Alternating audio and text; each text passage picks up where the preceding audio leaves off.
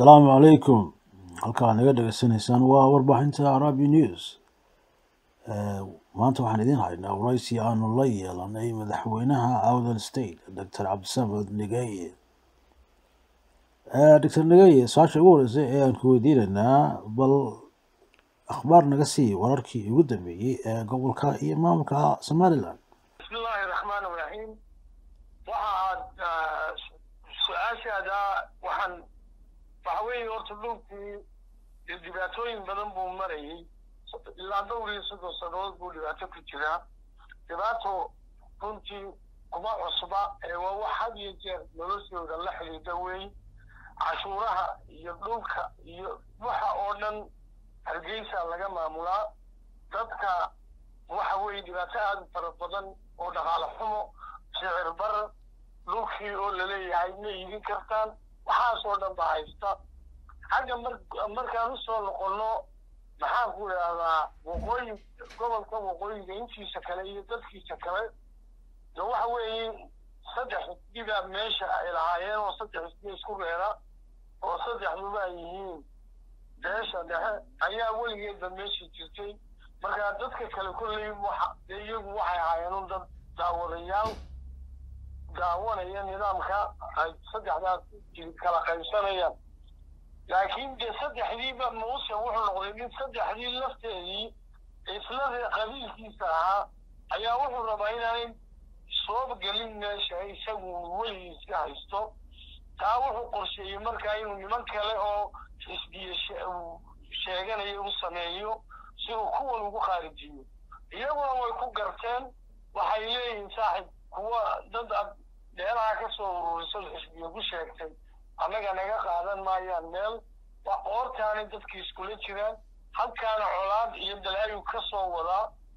dhinaca maxaan ku idhaahdaa dhulmahantaha iyo warsangeliga na dhibaataa jirto oo waxa weeye colaad aan dhammaanayn bu kolleyba maxaan ku idhaha taliskaasi Hargeysaad ku hayay.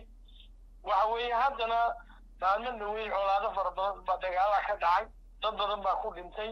waxaasoo dhan wax loo baahan yahay may ahayn, laakiin dee maamul aan cidina ictiraafin oo qabiil keliya oo jilib keliya ayaa waxa uu rabaa inuu dadka korkiisana joogo, ummadana isku diro, xoolaha iyo cashuurta dadkala qaato, meel uu geynayana cashuurta haddii Hargeysa burca ku dhisay waxba ma ahaateen.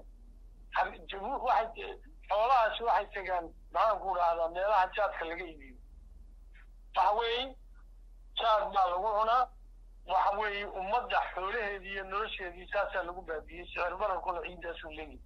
aad baad umahadsan tahay Dr. Nigeye. su-aasha xigtay ee aanu ku weydiinaynaa waxa weeyaan maxaad ka og tahay wadahadallada la sheegay in ay horkacayaan Norway iyo Turkiga ee ku saabsan is-aragga Xasan Sheekh iyo Muuse Biixi?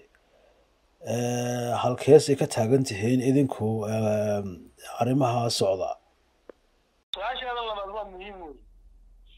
waxa weeye mar kasta oo Xasan Sheekh madaxweyne meesha ka noqdaba kolley shirar buu qaban jiray. shirarka had iyo jeer beel buu isagu la shiraa. beeshaasi dhexe ayaa dad laga soo ururiyaa, kuwaasoo la shiraa ama Turkiga kula shiro ama meeshu doonaa kula shiro. sistamyada ay Hargeysa wadatana wuu ansixiyaa, waana u saxeexaa. dhaqaalaha ay goolgoosadkaasi ku sii jirana had iyo jeer isagu wuu suurtogeliyaa. mid buu laakiin leeyihida annagu maxaan ku dhahay idinaa ictiraafaynuida.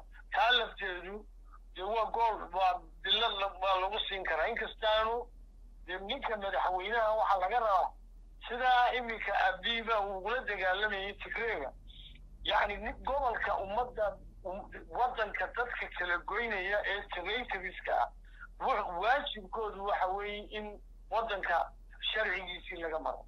waddan kasta cid go-aysa ma ogolaado, gacan baana marka dambe dadkaa go-aya lagu soo celiyaa.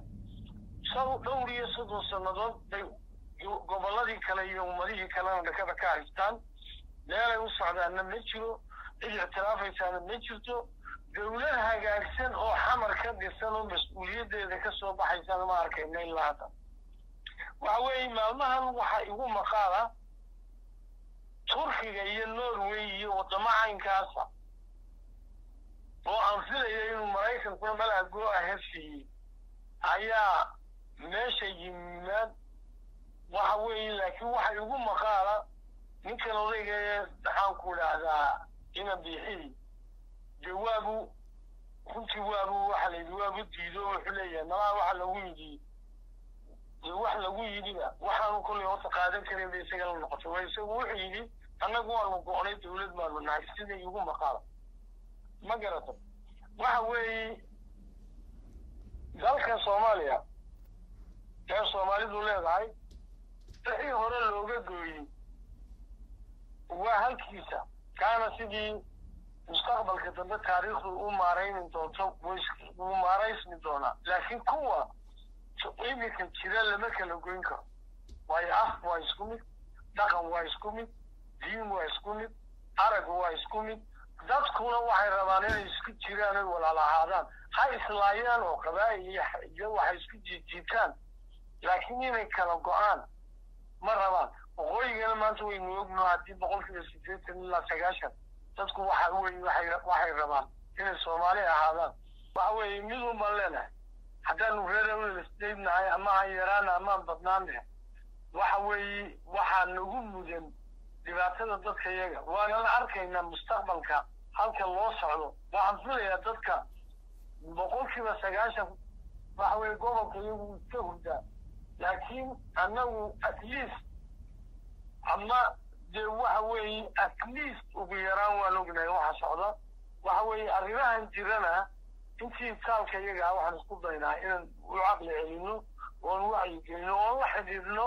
hadday ku Soomaaliya madaxa ka tahayba iyo hadduu ku maxaa qura safaarad wado oo halkan degan yahayba inaan warqad u qorno oo aan warka u sheegno oo aan sheegno in aanan annagu ummadda Soomaalida marnaba ka go'ay tan kale de waqtigeedii waa ku jirnaa sidaan horeba ugu jirnay baan ugu jirnaa in gobolka la xoreeyo si kastaba ha lagu xoreeyo waa ku jirnaa deyna mayno kana hadi mayno haddaan dhimanada ka yare naga dambeeyo ayaan u reebaynaa in uu gobolkaasi noqdo gobol Soomaaliyeed laakiin gudihiisa isagu isxakumo oo aan xamar joogaana bushkaraynin ka Jabuuti joogaana bushkaraynin ka Jigjiga joogaana bushkaraynin ka Hargeysa joogaana aanu danihiisa ku fishanin